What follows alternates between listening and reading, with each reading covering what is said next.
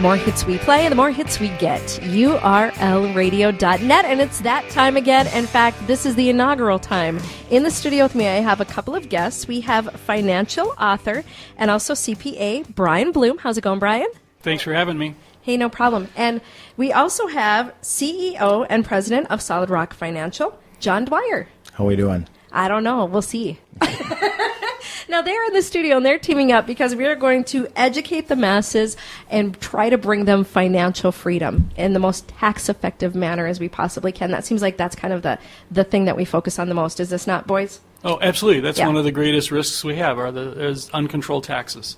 So some of the great topics we're going to have for this segment is we're going to be talking, not necessarily this one, but throughout our time together, we're going to be talking about compounding interest, rates of return, long-term investing, term insurance, qualified plans, large purchase financing. These are things that you guys work with clients on a daily basis, right? Correct, yep. Yep, every day. Okay, now the first one we're going to be talking about is actually compounding interest. I'm glad I don't know hardly anything about this, because if I stop you, then I'm going to be like all the other financial idiots out there, and we're going to be like, whoa, I'm not quite sure what you're talking about. So we're going to break this down. Compounding interest. Tell us a little bit about compounding interest. What exactly is compounding interest? Well, first of all, let me just say this. I don't think everyone out there are financial idiots, because what we've been taught to be true has turned out not to be. We've just been fed this line that everyone kind of follows, and that's what John and I do. We break down the fundamentals of basic investing and finances, and we help discover what the truth is. So there's no idiots. It's just the fact that we've all been kind of following the same piper, so to speak. Mm-hmm. The most popular, I guess whatever's hot as far as That's right. it goes for the financial. Now, how long have you been doing this, Bryan? Oh, I'll give away my age then. No. I've been a CPA for 35 years. So You could easily start, you could have been like a genius and been like 10 when you started. Right. Well, but I will tell you, though, that's where this whole concept of understanding where the financial economics are breaking down comes in, because I was doing this long before I had this revelation that why is things not working? They weren't working in my life, and they weren't working in my client's life as well. And so I had to stop everything I was doing and try and figure out why everyone's finances weren't working. First one's compound interest. Heck, if compound interest works, you should be retired by the time you're 50, because you're on that exponential curve. It is called the eighth wonder of the world, the miracle of compound interest. Now, John, how long have you been doing this? You've been doing this a long time, too. Yeah, I've been in the business for about over 15 years. Wow. What made you decide to get into it? I had an education background, and I always felt like teaching was something that I wanted to do, and I've always wanted to be in the business of owning my own business. And so I felt like we could take the same philosophy of teaching and educating clients. We're doing the same thing, just on different levels with individuals and business owners and such. And that's what you do with Solid Rock Financial Group. Correct. It's a lot of education. We like to call ourselves financial coaches. We really like to help people take all this information that they're receiving from the masses and all the media, and how to decipher and how to dissect it, and really what is the truth about how money really works. So break down compounding interest to the simplest way that people can understand. Well, compound interest just says that if you have $1 and it earns $1, now you have $2. But now $2 are earning. And so they just keep compounding on each other, and the earnings realize earnings, and you do see an exponential curve. And that exponential curve is what they call the miracle of compound interest. The miracle. I feel like it should be like, I should have music that's like, It's the eighth wonder of the world. Yeah. But the problem is, in relation to that, is what we're talking about is this miracle of compounding interest. If you were to stay on that compounding curve and never were able and never got off of it, it would exist. But the problem is that throughout our lives, there's so many things through taxes, fees, using our assets to drain the accounts to make major capital purchases. We're killing our compounding because we're destroying that compounding curve. Yeah, and that's kind of where I first learned it was when I was saving for my daughter's college education. okay. And Yeah, that's very common. A lot of people right now have a college fund for their children. Right. And my wife and I saved on a regular basis in order to send them off to college.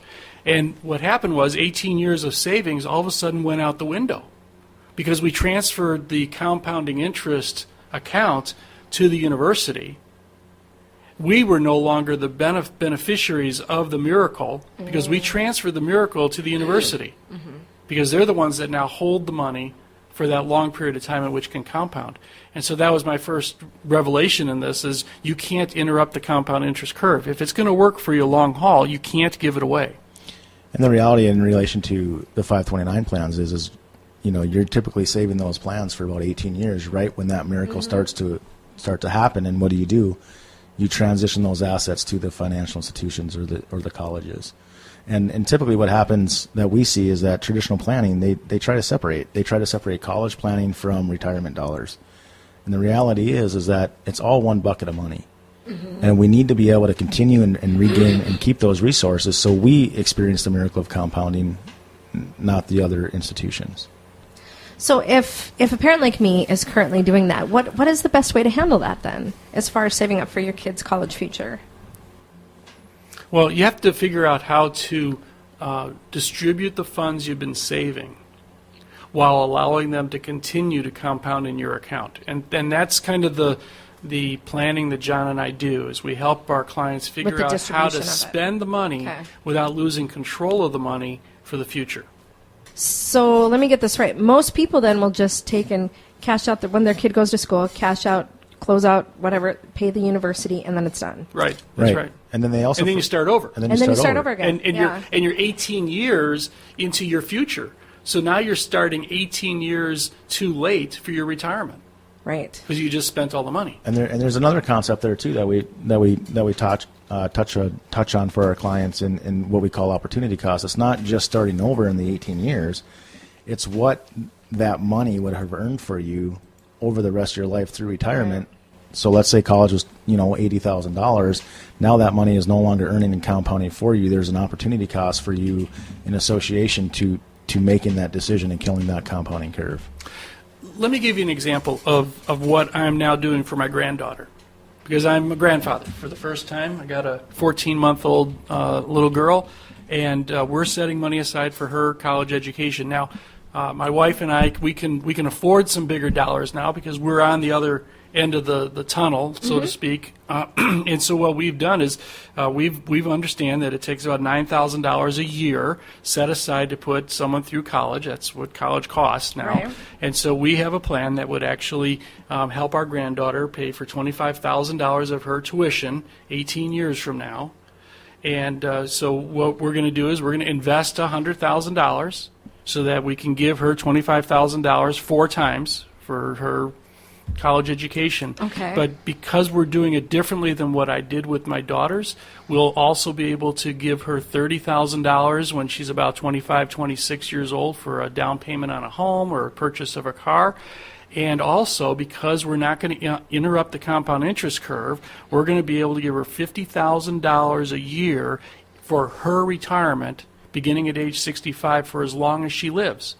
All from our initial investment of $100,000. Wow. Because we are not interrupting the compound interest curve. Right. We're just letting it go. And hey, for a 14-month-old, think about how long that is. That's 80-some years where this interest is just compounding. And it's happening because we're not interrupting it. Do you need another granddaughter? I'm hoping, but not yours, sorry. Dang it. So close, so close. Now, I've heard, and I don't know if this is true, but I read a news report a while ago where less and less people now are saving for their kids' college. It's on the downslope now. I would definitely agree with that. I mean, if you look at the resources that people have, again, it goes back to what I said is where traditional planning oftentimes will try to compartmentalize retirement versus college education. And the reality is we only have so much cash flow, we only have so many dollars, and so people are having to make a decision: do I want to help my kids go to college, or do I have to save and be responsible for my own retirement? And then it just comes down to strategy and helping clients understand that there's ways to accomplish both without killing and interrupting your compounding interest and collateralizing and using those dollars for future uses. I did have this conversation with my ex a while ago when we were talking about, because we put about $100 a month into the kids' college savings, and I said, I had to pay for my own college. Why don't we just say screw the kids?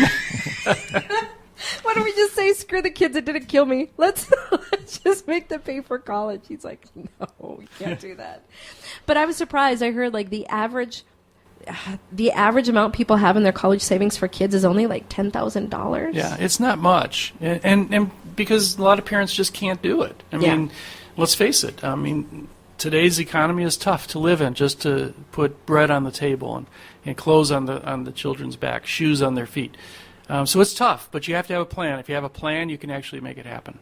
And when is it too late to start saving? I mean, what if all of a sudden now my daughter is 15? Is it too late for me to start a college savings for her? Well, the more you can save now, the less you're going to have to go in debt for when she's 18. Because if she goes to college and you haven't saved anything, you're going to have debt.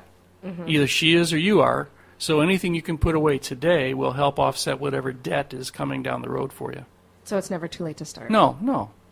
And so if somebody comes into Solid Rock and says, all right, I just really need to save for my kids' college, what's going to be one of the first things that you do for them? Well, we first of all have to look at the entire situation and what that really means to them, and look at where their assets are, how their cash flow is, and start to educate them and coach them around strategy, not so much product. I feel like the financial industry has done a terrible job in regards to just always trying to solve financial issues with product. And the reality is it's strategy, just in relation to how do we fund kids' college, recoup those dollars, and reutilize those in retirement. Well, that's strategy. The 529 product isn't going to allow you to do that. I was going to say, it seems like all these products have a number: 401k, 529, whatever it is. They all have a number. And it's like a robot plan. And it's not that they're bad products. Yeah. Right. You have to be able to use them in relation to the strategy that you're trying to accomplish throughout your plan. And the strategy is very important, and the products will be designed specifically for in relation to that strategy. So when we sit down with the clients, we first just help coach them and educate them around what they have, because a lot of times what they have isn't what they think they have, right? Yeah. In relation to their assets and what's going on. And we call it a financial junk drawer a lot of times. I mean, a lot of times clients are saving and putting money in all these different areas, but there's no coordination and integration to anything that they're doing. They have all these accounts, but what they're doing over here on the left side is actually counterintuitive to what they're doing over here because of how the position and the classification of that asset. They have 2 401ks, they have a Roth IRA, they have 529 for their kids, they have and it's just all, they have 2 term life insurances, they have, Yeah. Mm-hmm. Have you ever played Monopoly? I'm one of those board flippers where I get mad after a while and I flip the board. But yes, I do try. You use a board. Yes, I do. You see, what most people are out there doing, they're trying to play Monopoly without a board. Yeah. And that's what we try to do, is get them on a game board so they can see where things counteract, where they contradict, where they're unknowingly and unnecessarily transferring money away. Mm-hmm. Because we do that all the time. And that's because we're trying to play this financial game without a game board, just like playing Monopoly without a game board. Right. It doesn't work. No. They have to know where their properties are, whether they can afford the hotel or not. Right. That's right. Whether they're going to end up going to jail. Mm-hmm.